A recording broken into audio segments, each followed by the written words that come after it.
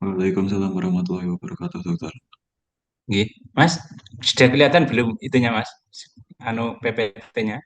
Sampun, dokter. Oh, nggih. Nggih, terima kasih. Adik-adik semua, ini saya mendapatkan tugas dari Bu Mila untuk memberikan refreshing tentang ISK dengan sindroma nefrotik.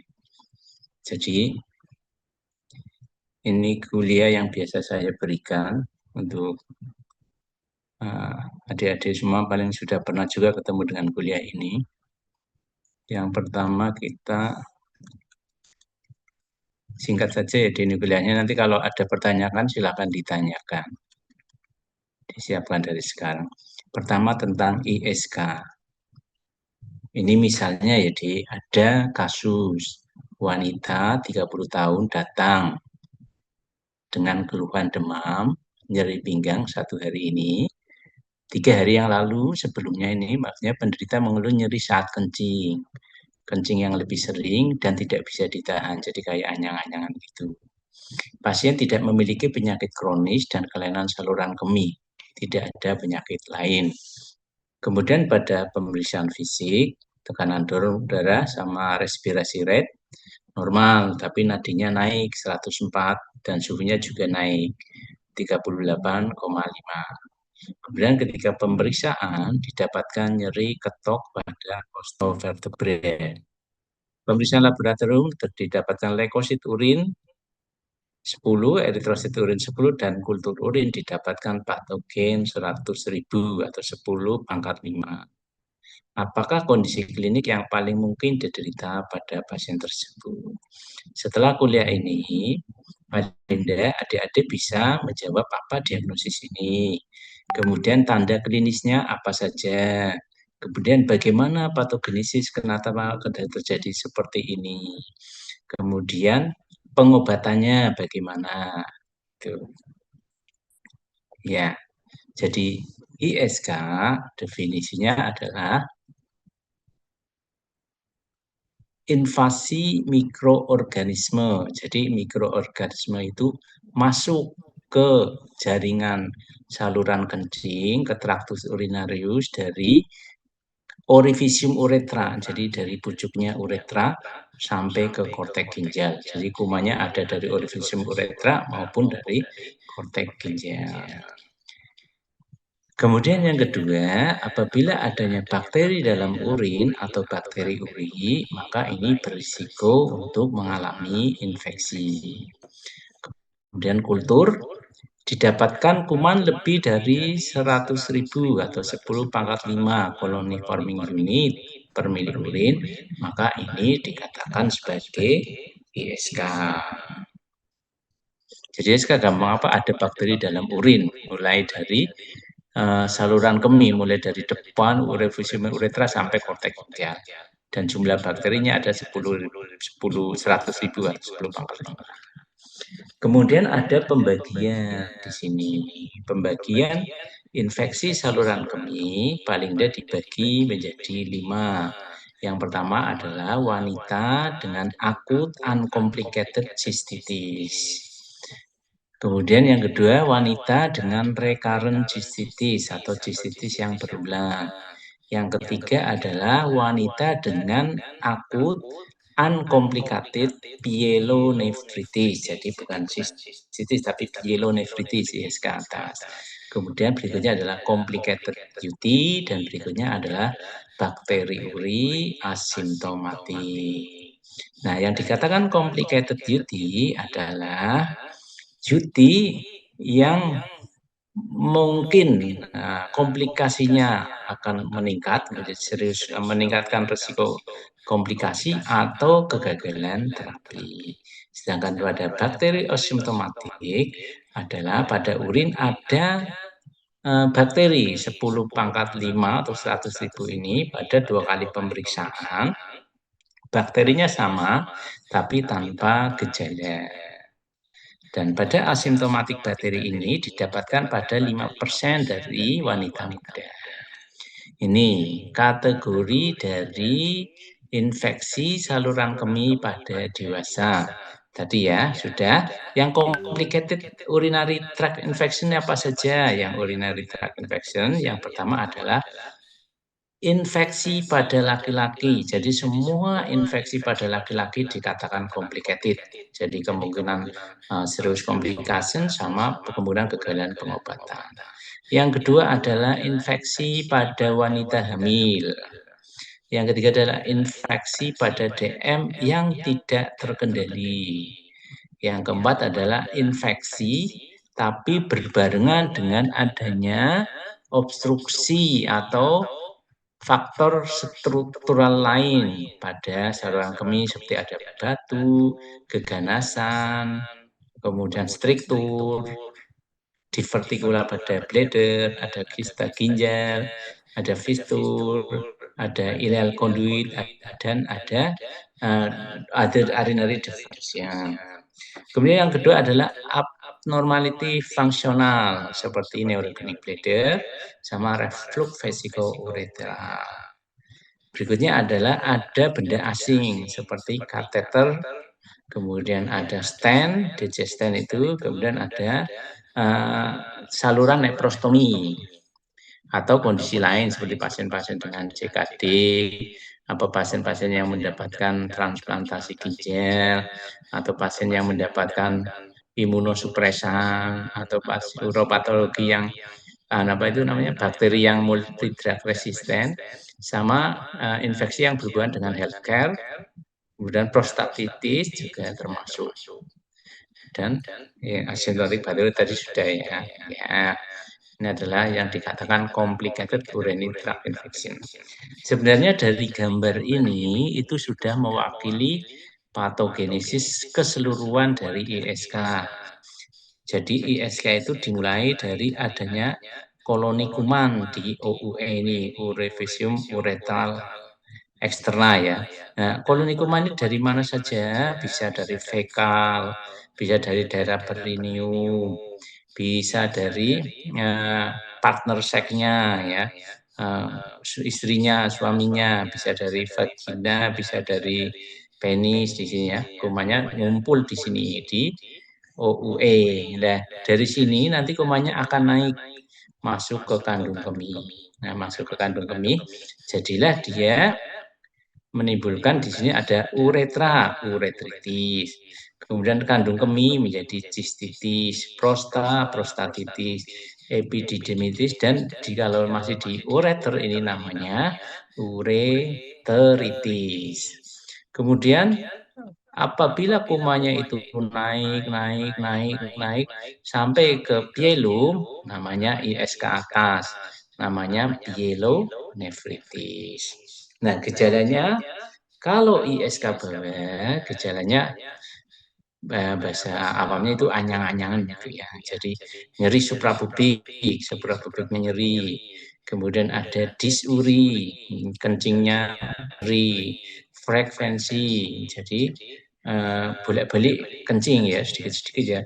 Urgensi, kencingnya nggak bisa ditahan. Hematuri, kadang ada darah dalam dalam urinnya. Dan apabila kumanya sudah masuk ke ginjal, namanya pielonefritis. Di sini gejalanya mulai demam, pasien menggigil, nyeri pinggang. Ini kamu akan dapatkan yang khas yaitu nyeri ketok costovertebrae, kemudian mual dan muntah, penurunan berat badan, dan ISK atas ini ditambah dengan gejala yang di bawah ini, ISK bawah. Dari sini saja sebenarnya sudah jelas secara patogenesis dan secara gejala klinis. Ini patogenesis ini sama deh tadi yang saya terangkan ya. Jadi uncomplicated infection dari bawah sampai ke atas atau hematogen. Jadi kadang mungkin ada sumber infeksi di tempat lain yang menimbulkan bakteriemia dan itu masuk ke saluran kemih, tapi ini jarang. Yang paling sering dari bawah naik ke atas. Kalau complicated infection tadi juga sudah, yang penting ada obstruksi dan stasis atau adanya impaired first defense seperti pakai kateter, ada vesicoureteral reflux, obstruksi, neutropenia, dan immune deficiency. Kemudian juga pada pasien-pasien dengan diabetes tadi. Nah, ini ada faktor yang membedakan prevalensi atau kemudahan terjadinya UTI, urinary tract infection, antara laki-laki dan perempuan. Ini harusnya sudah bolak-balik diulang ya. Yang pertama adalah jarak antara anus dengan meatus uretra. Pada wanita relatif lebih dekat, jadi lebih mudah terjadi sistitis atau infeksi. Kemudian pada yang laki-laki uretranya itu lebih kering ya, daerah sekitarnya daripada wanita yang lebih lembab. Kemudian jarak atau panjang dari uretra juga lebih panjang pada laki-laki daripada wanita. Ini yang menyebabkan pada wanita mudah terjadi infeksi saluran kemih. Kemudian faktor pada laki-laki sehat. Ini adalah termasuk hubungan seks dengan partner yang terinfeksi, anal intercourse atau tidak sirkumsisi. Kemudian ini pada laki-laki penyebabnya atau strain dari uropatogenik biasanya adalah highly virulent, sehingga ini menimbulkan resisten, maka dikatakan sebagai complicated UTI. Gejalanya bagaimana? Gejalanya tadi sudah disebutkan ya, ada disuri, nyeri saat kencing, frekuensi, bolak-balik kencing, urgensi, tidak bisa ditahan, dan nyeri suprapupik. Ya. Kalau pada wanita yang sistitisnya recurrent ini kebanyakan karena fekal flora. Jadi karena jaraknya yang dekat antara anus dengan meatus uretra eksterna ini memudahkan terjadinya recurrent cystitis. Nah, pada yang ISK atas tadi juga sudah disebutkan adanya temperatur naik, menggigil, nyeri pinggang, mual muntah, dan adanya nyeri pada sudut prostovertebra. Pada pasien-pasien complicated urinary tract infection, kadang ada gejala klasik ini, tapi bisa juga tidak spesifik gejalanya seperti fatigue, irritability, mual, nyeri kepala, nyeri perut atau nyeri pinggang. Kemudian pada laboratoriumnya ada piuri hematuri, ada leukosit, silinder leukosit. Kemudian pada pengecatan gram didapatkan kuman ya. Kemudian pada kultur urin juga didapatkan kuman. Tapi secara definisi diagnosis UTI membutuhkan bakteri uri yang signifikan dengan standarnya adalah 10.000 pangkat 5 atau lebih per mili of faded midstream urine. Ini adalah penyebab terbanyak dari infeksi saluran kemih. Ini sering keluar di CBT ya. Baik uncomplicated maupun complicated, paling banyak adalah kuman gram negatif, yaitu Escherichia coli. Ini harus hafal ya, tahu kuman yang terbanyak yang menyebabkan urinary tract infection gram negatif adalah E. coli. Tapi kalau yang gram positif, yang uncomplicated kebanyakan adalah Staphylococcus. Kemudian yang complicated, yang paling banyak adalah enterokoki. Pada uncomplicated cystitis, bagaimana terapinya? Untuk cystitis atau ISK bawah, maka pilihan terapinya adalah ini banyak tapi yang terbanyak di Vaskes itu adalah trimetoprim sulfamethoxazole atau cotrimoxazole. Ini tapi dihindari pada kehamilan trimester pertama. Ya. Pilihan berikutnya yang ada di Vaskes yaitu cefpodoxim, amoxicillin clavulanat, atau amoxicillin. Kemudian ini golongan cipro, baik cipro, levo, ofloxacin juga mudah didapat, akan tetapi untuk golongan quinolone ini sebaiknya sebagai secondary line atau sebagai pilihan kedua karena ini sebagai cadangan apabila nanti ISK-nya disebabkan oleh kuman yang lebih virulen yang sudah resisten terhadap obat-obat di atas. Ini Pada wanita yang terjadi recurrent akut uncompleted cystitis kadang perlu propilaksis. Nah, propilaksis itu berarti dia harus minum obat untuk mencegah terjadinya cystitis. Ini juga banyak tersedia di vaskes baik trimetoprim sulfamethoxazole atau cephalexin. Ini dosisnya ada yang setiap hari, ada yang 3 time weekly, ada 3 kali seminggu. Ya. Kemudian pada pasien-pasien postkoital propilaksis yang memang benar mudah maksudnya dari anamnesis itu infeksinya karena karena hubungan seks, maka ini bisa diberikan propilaksis baik nitrofurantoin, trimetoprim sulfamethoxazole, ciprofloxacin ini juga bisa propilaksis pada pasien-pasien dengan honeymoon cystitis. Nah, ada pasien dengan honeymoon cystitis boleh dikasih postcoital propilaksis.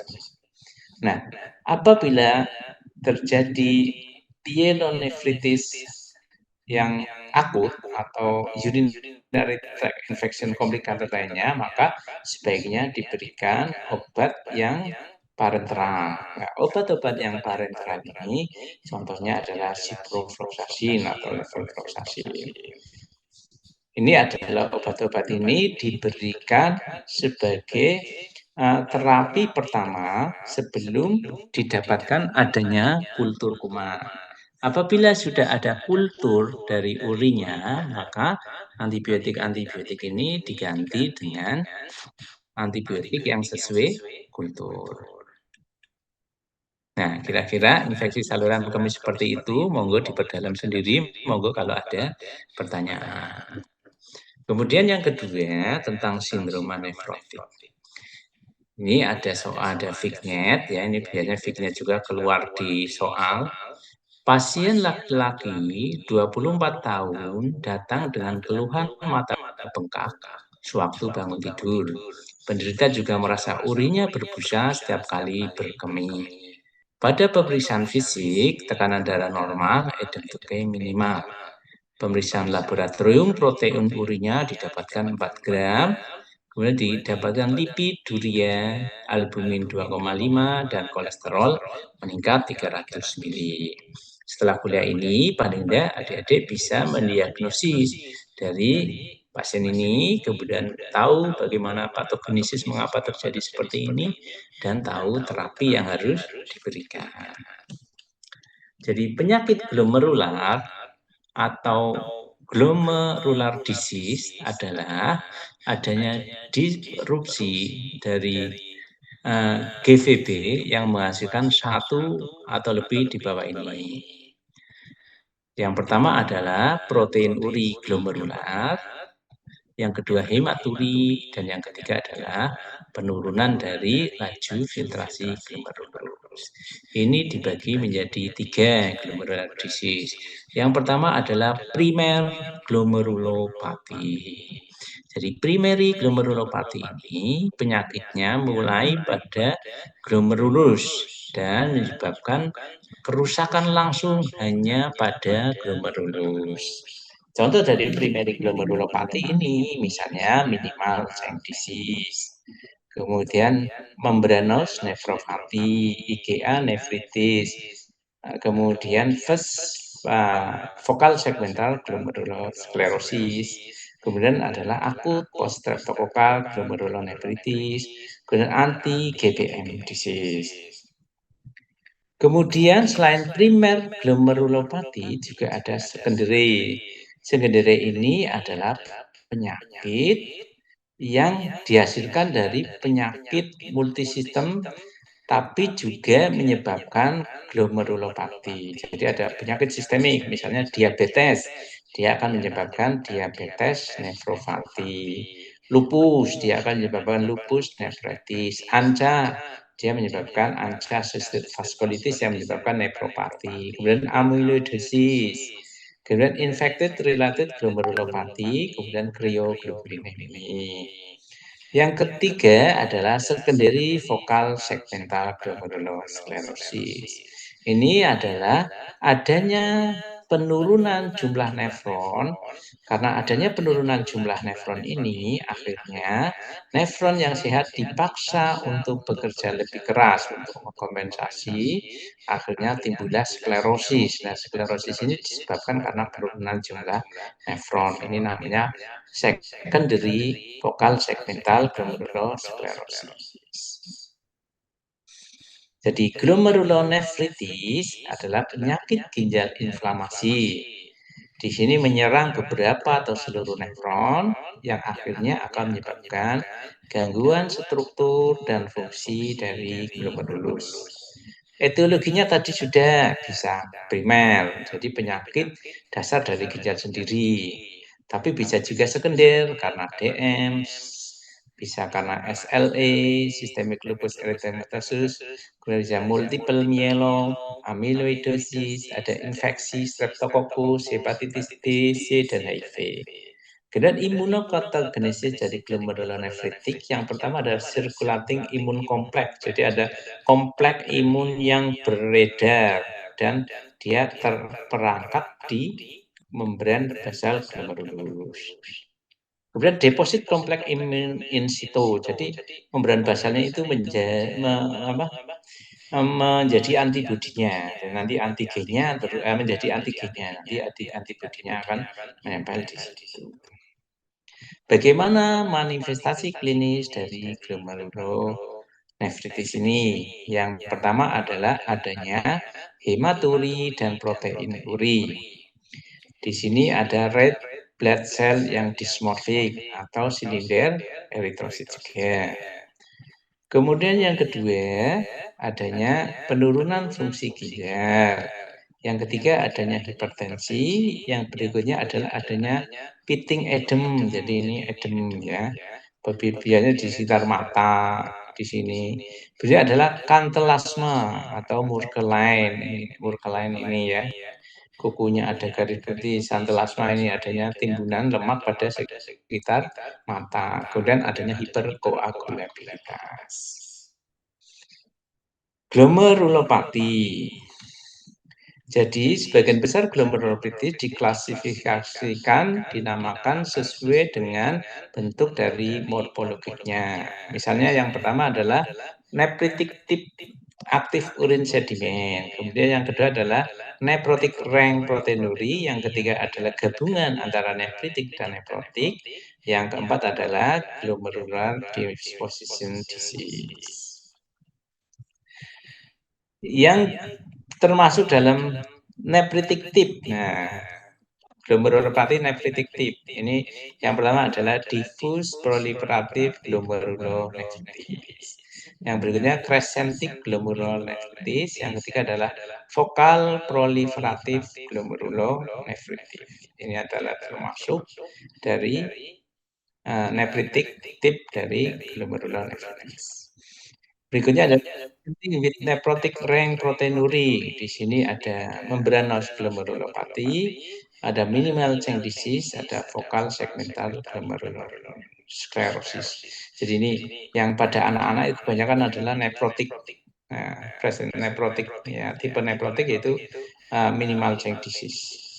Berikutnya adalah hibrid atau gabungan nephritic dan nephrotic, yaitu membranous proliferative glomerulonefritis.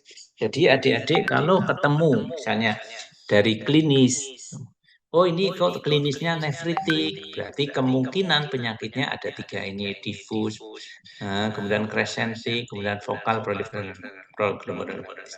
Akan tetapi kalau ketemu, oh ini sindroma nefrotik, kemungkinan glomerulopatinya adalah ini, membranous atau MCD, minimal change disease atau FSGS. Tapi kalau kombinasi nephritic dan nephrotic berarti kemungkinan membranoproliferatif glomerulonefritis. Jadi nanti kira-kira penyebabnya apa dihubungkan dengan tipe glomerulonefritisnya baik nephritic atau nephrotic. Nah, ini adalah manifestasi klinis dari penyakit glomerular. Yang pertama adalah asimptomatik. Di sini proteinurinya biasanya sedikit, 150 sampai 3 gram per hari. Hematuri lebih dari 2 red blood cell. Kemudian Yang nephrotic syndrome ini protein urinya banyak ya, lebih dari 3,5 gram per hari. Pada anak-anak lebih dari 40 mg per hari per meter persegi. Kemudian hipoalbuminemi, di mana albumnya kurang dari 3,5 gram. Kemudian adanya bengkak, adanya hiperkolesterol, dan adanya lipiduria. Ini sesuai dengan fignya tadi ya, nephrotic syndrome. Kalau nephrotic syndrome berarti penyebabnya yang tadi, ya, kemungkinan MCD, FSGS, atau membranos.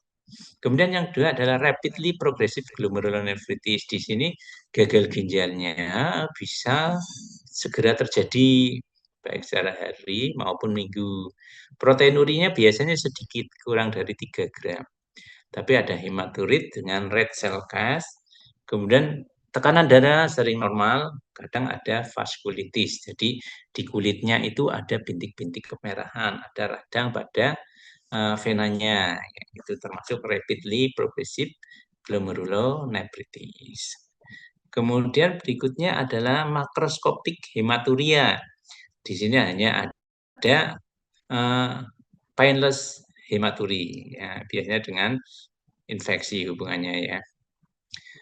Yang nephritic syndrome ini ya berbeda dengan nephrotic, ini nephritic syndrome ini kencingnya sedikit, oliguria. Kemudian hematuria adanya red cell count. Kemudian protein uri kurbiannya kurang dari 3 gram per hari. Sama ada bengkak, ada hipertensi, tapi onsetnya kadang tiba-tiba, tapi paling sering ini adalah self-limiting. Ini biasanya pada pasien-pasien yang habis infeksi Streptococcus, ini nephritic syndrome. Kemudian kalau ini berlanjut terus menjadi chronic glomerulonephritis. Di sini sudah ada hipertensi, sudah ada gagal ginjal, ada protein uri, dan adanya ginjal yang mengecil. Jadi adik-adik harus bisa membedakan antara nephrotic dan nephritic paling tidak ya. Kalau nephrotic penyebabnya apa, nephritic penyebabnya apa. Bagaimana cara membedakan nephrotic dan nephritic seperti ini deh. Nephrotic, nah ini onsetnya lebih pelan-pelan, tapi kalau nephritic itu tiba-tiba. Bengkaknya pada nephrotic itu lebih bengkak ya, berarti itu anasarka. Pada nephritic itu lebih ringan. Tekanan darah pada nephrotic biasanya normal, tapi pada nephritic meningkat. JVP pada nephrotic biasanya juga normal, tapi pada yang nephritic meningkat. Protein urinya lebih banyak pada nephrotic, ya, yang nephritic sedikit. Sedangkan hematuri pada nephrotic kadang ada, kadang tidak, tapi pada yang nephritic lebih banyak. Silinder leukosit pada nephrotic jelas tidak ada, tapi pada yang nephritic ada. Serum albumin pada yang nephrotic jelas rendah, tapi pada nephritic sering-sering menurunnya hanya sedikit. Jadi presentasi klinis tergantung pada lokasi cedera glomerulus. Ini ginjal, kemudian ini adalah nephronnya, ya ini nephronnya. Cedera endotel kapiler, ya ini ada cedera endotel kapiler, kapilari endotel yang sini di dalam ini. Kalau di sini cedera, maka timbul hematuri, kemudian timbul red blood cell cylinder, kemudian sedimen urin aktif. Ini paling sering menimbulkan yang namanya nephritic syndrome. Akan tetapi kalau pada cedera pada podosit, podosit ini berarti epitel visceral. Epitel visceral berarti yang di luar. Yang epitel visceral yang di luar. Nah, epitel visceral ini akan menyebabkan terjadinya kebocoran yang besar. Ya.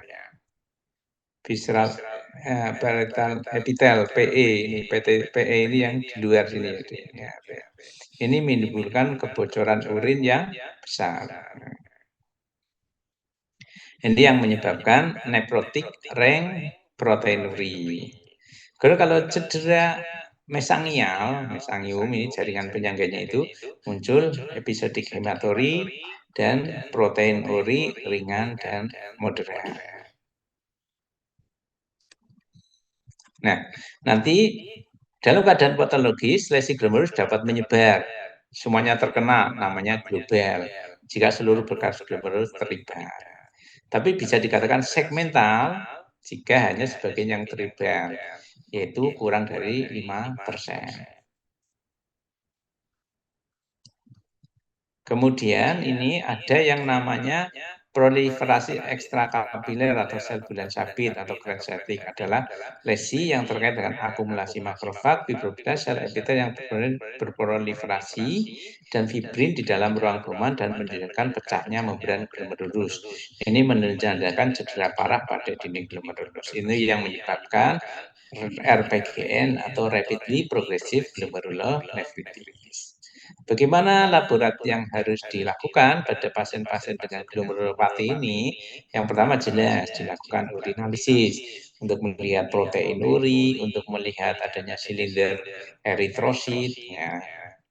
Kemudian kita harus menghitung protein 24 jam. Ya, jadi protein 24 jam dikoleksi, kemudian kita hitung berapa protein urinya. Atau sebagai kalau tidak bisa 24 jam juga bisa pakai ini, urin, albumin, kreatinin rasio. Kita harus bisa memeriksa albumin maupun kreatinin urin. Kemudian nanti dihitung. Yang berikutnya adalah serum albumin, LDH, kemudian darah lengkap. Kemudian kita periksa komplement dan anti dsDNA untuk melihat apa ini bisa untuk melihat lupus. Kemudian serum protein untuk melihat multiple myeloma. Ya, dan HBsAg, anti HCV, anti HIV karena tadi glomerulopati bisa disebabkan karena infeksi-infeksi seperti ini. Kemudian ANCA, ya. Kemudian rutin CKD seperti glukosa, urea, kreatinin. Yang di sini ada kurang satu yaitu pemeriksaan ASTO, ya. ASTO itu tadi untuk melihat apakah glomerulonephritis ini akibat infeksi streptococcus. Kurang satu kali tambah ya ASTO.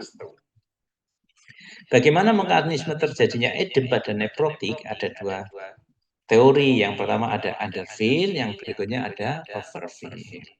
Yang underfill ini karena adanya protein uri, kemudian protein uri ini menyebabkan hipoalbumin, karena adanya hipoalbumin akan menyebabkan tekanan dari koloid plasma onkotik akan menurun. Karena tekanan onkotik menurun, plasma volume juga akan menurun, vasopresin menurun, terjadi retensi air, akhirnya akan terjadi edem. Penurunan volume plasma ini akan menyebabkan atrial natriopeptik normal atau rendah. Ini juga menyebabkan edem. Ini penurunan protein plasma ini akan menyebabkan aktivasi dari RAAS atau renin angiotensin system teraktivasi. Kemudian aldosteron juga akan meningkat. Ini akan menyebabkan sodium retensi dan akhirnya menyebabkan edem. Kemudian teori overfill, di sini ada defect yang menyebabkan defect pada tubuler primer yang menyebabkan retensi dari natrium. Ini normal atau volume plasma akan naik, vasopressin normal, kemudian ANP akan meningkat. Kemudian di sini aldosteron menurun, di sini akan menyebabkan sodium retensi, yang menyebabkan edem. Bagaimana terapi yang diberikan pada pasien-pasien seperti tadi? Yang pertama adalah protein uri. Protein uri kita bisa memberikan ACE inhibitor seperti captopril, ramipril, atau ARB seperti candesartan, irbesartan. Ini kerjanya adalah menurunkan tekanan intraglomerular, menurunkan MAP-nya sehingga apa? Sehingga protein tidak didorong masuk ke dalam tubulus sehingga mengurangi protein uri. Kemudian yang kedua, terapi untuk hipertensi. Nah, terapi untuk hipertensi bisa non-farmakologik, yaitu modifikasi gaya hidup, stop merokok, dan olahraga.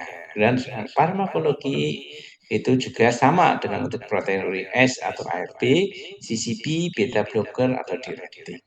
Di sini hipertensi akan menurunkan retensi cairan, menurunkan aktivasi RAS sistem. Goalnya adalah systolic blood pressure 120 sampai 130 dengan diastolic blood pressure 70 sampai 80. Bagaimana dengan edemnya? Edemnya terjadi karena adanya retensi dari natrium. Ini boleh digunakan, yang umum digunakan adalah diuretik loop. Contohnya furosemid, atau bisa juga thiazid atau kombinasi.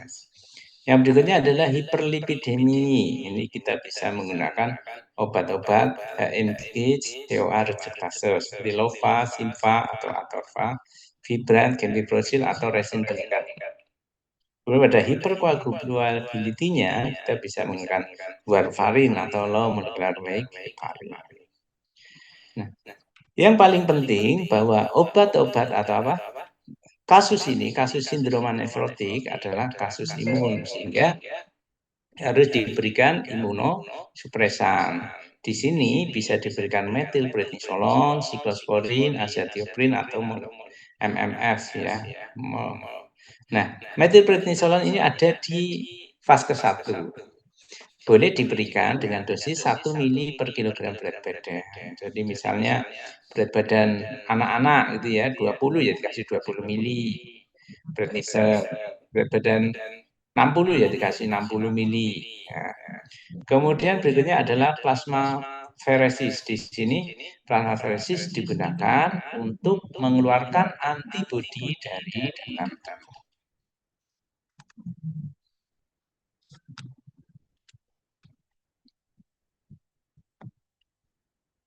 Ya, monggo kalau ada pertanyaan. Ujiannya kapan? Ini, Mas Rahmat, ujiannya kapan? Sabtu dong.